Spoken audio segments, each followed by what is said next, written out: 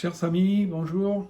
Et comme on vous avait proposé la semaine dernière, on va essayer de faire un petit point rapide sur les faits qu'on a remarqués dans l'actualité chilienne.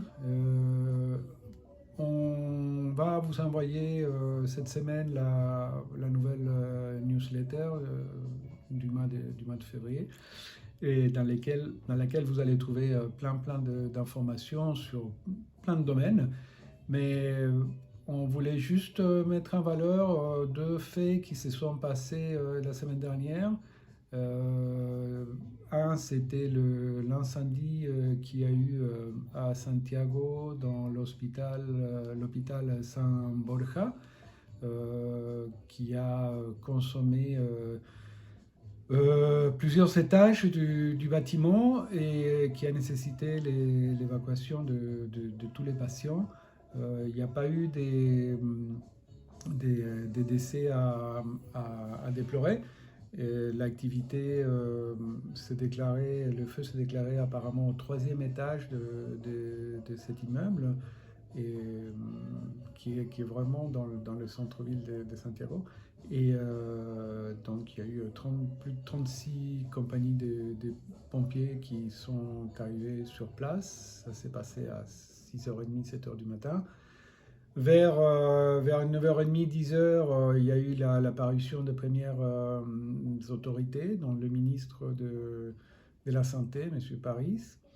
Et il a été notamment interpellé par quelqu'un qui était là, en lui disant qu'ils n'avaient rien fait, que c'était le personnel de l'hôpital avec les pompiers et les carabiniers et tout le monde, toutes les forces qui étaient là pour aider, qui avaient mis en place le transfert et l'évacuation des patients. Et évidemment, donc, le ministre a dit d'un ton très très classique de la haute classe chilienne, oui, oui, bien sûr, il faut remercier le personnel. Donc ça a fait un tabac. On vous met le vidéo qu'on a trouvé sur Twitter dans la newsletter et vous allez pouvoir juger par vous-même. Ensuite, l'autre fait qui a eu lieu ces week-ends, après 160 jours sans avoir plu sur Santiago et la région métropolitaine. Il y a eu une tempête d'été, quelque chose d'assez monstrueux, très très rare. Et évidemment, les dégâts, quand il pleut à Santiago, sont énormes. Et cette fois-ci, c'est une zone qui est à une quarantaine de kilomètres en sortant de Santiago, en allant vers la cordillère des Andes, qui s'appelle le Cajón del Maipo. C'est là où il y a eu également l'attentat manqué contre le général Pinochet il y a quelques années de ça. Et dans cette région, il y a eu des déplacements de terrain, la rivière et les rivières qui sont sorties, de la boue partout, partout, partout. Et c'était une vraie catastrophe pour cette zone qui était déjà sinistrée dans le sens où les touristes ils n'arrivent pas au Chili à cause de la pandémie et non plus les touristes internes. Maintenant, avec cette nouvelle situation, vont encore moins y aller. Il faut dire que dans cette zone-là, depuis des années, il y a un méga projet dont on vous mettra aussi les informations sur la newsletter, et il y a plus de 70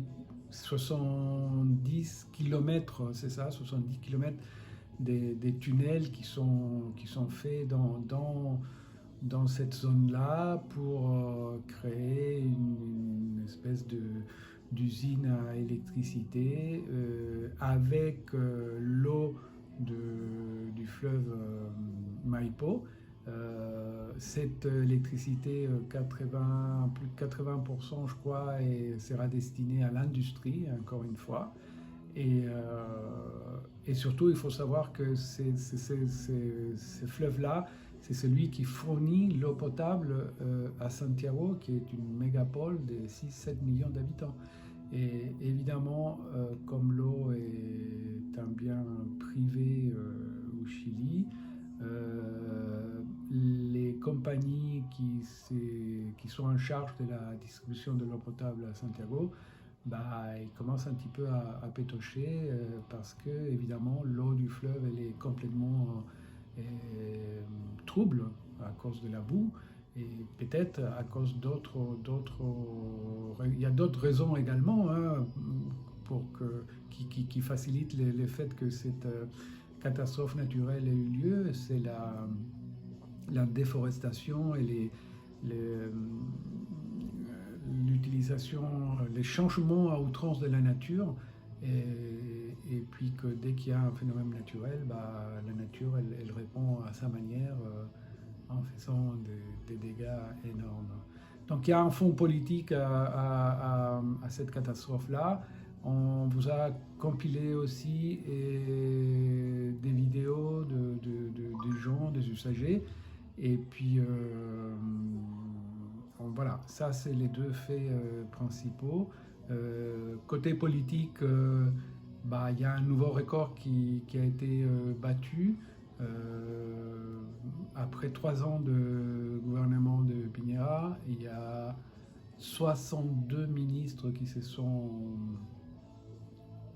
été nommés. Et le dernier fait en date, c'est la démission du ministre de Hacienda pour présenter sa candidature aux élections présidentielles qui auront lieu mi-novembre de cette année. Voilà, mais tout ça, vous le retrouvez dans la newsletter de francechili.com. Ici, c'était Jorge Orellana Venado para el blog francechili.com.